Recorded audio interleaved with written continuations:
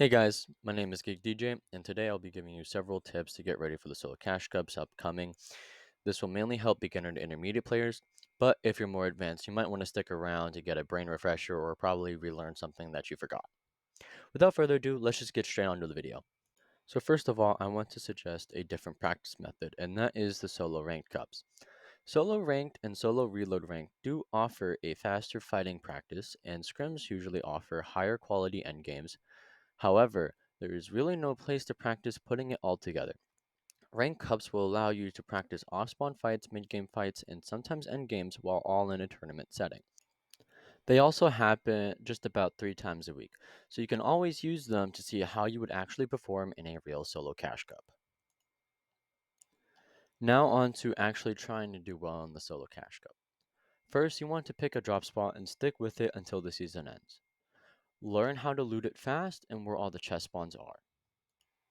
If you're uncontested, try to get max metal as soon as possible. However, if you are contested, try to get chalk and shield first, then start farming quick harvest materials. Most of the time, these are trees, fences, and rocks. You're gonna need those mats or materials for when you're trying to fight someone off spawn.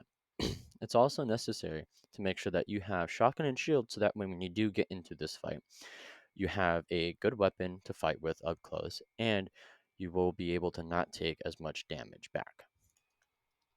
Now on to mid game. Typically, you want to avoid taking mid game fights. This way, you lower the chances of you dying. If you are forced to take a fight, focus on getting the HP advantage first. Then go for smart right hand peeks while making sure that you're consistently applying pressure. Pressure along with the HP advantage alone should force your opponent into making a mistake, allowing you to easily clean them up. However, if you cannot get that HP advantage, or you're the one at the HP disadvantage, you should try to look to disengage. Disengaging will allow you to be able to stay alive longer in the game and maybe get a couple more placement points before you go down.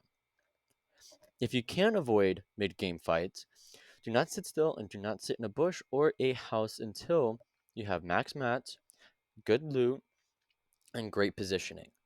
Great positioning will usually be either on top of a hill, in center zone, or on dead side. Now that you have everything set, let's move on to endgame. You should have great positioning, good shotgun, good mats, good loot, and this should be able to have you have a successful endgame. So, what are the key fundamentals that you should focus on while playing endgame? First things first, you want to always make sure that you're rotating early, okay, or as soon as possible. Sometimes you will not be able to rotate early if someone's in front of you. However, if you have positioned yourself center zone, this should mitigate any of those aspects. Now, remember that metal that you had farmed quickly earlier, you're going to be using that more often. Making sure that we're farming or making sure that we're boxing up in either brick or metal will allow you to diminish those chances of you getting lobby focused or being pushed by someone who sees you as a weaker player. Wood is a weaker material, therefore we should not box up in it due to the fact that we can get sprayed, we can get chopped out, or we can get pushed. People will see that as we do not have as many mats as the rest of the lobby. So making sure that we're boxing up in brick and metal will allow you to easily be able to get an end game later. Now that we're late into the game, we are using our metal and brick, we have good shotgun, we have good shield, we got to focus on rotations in the actual late game, in the moving zones. First, I want you guys to prioritize staggering. What is staggering? If you're new to staggering, it's very simple. You rotate, then you stop. You rotate, then you stop. Okay?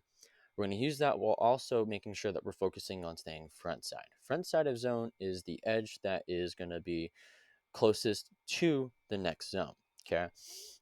That will allow us to not get pressured by a zone on backside, and we will not get sprayed and lobby focused at the same time. After a couple of moving zones, we have stayed front side, we have good mats, we have good shotgun, we have good shields. Start looking for height. If height is free, just take it. If height is even like build fighting, they're on just one or two builds, look to chop them out. If height looks to be really fundamentally sound, start to look for low ground. Low ground is really good, especially if you're on front side, because you get really good box fight peaks, you get really good box fight positioning, allows you to also be able to apply pressure on people who is on backside of zone. After doing this several times, you should be able to find yourself in a top 3 or top 5 situation. From there on out, just play how you normally would. Um, you can do some things, you can do not certain things. There's not much advice I can really give you, as each 1v1 at the end of the game is going to be completely different. However, if you follow these steps, you should make it to endgame more, and that should allow you to get those placements a lot more. Thank you guys so much for watching. Hope you guys enjoyed this video. I'll let the rest of the video play out, and I'll see you guys in the next one. If you guys want me to give you some more advice on anything, just drop a comment down below, and I will make sure to make a video based off of what you guys want me to help you with. Anyways, stay tuned, and I'll see you later. Bye-bye.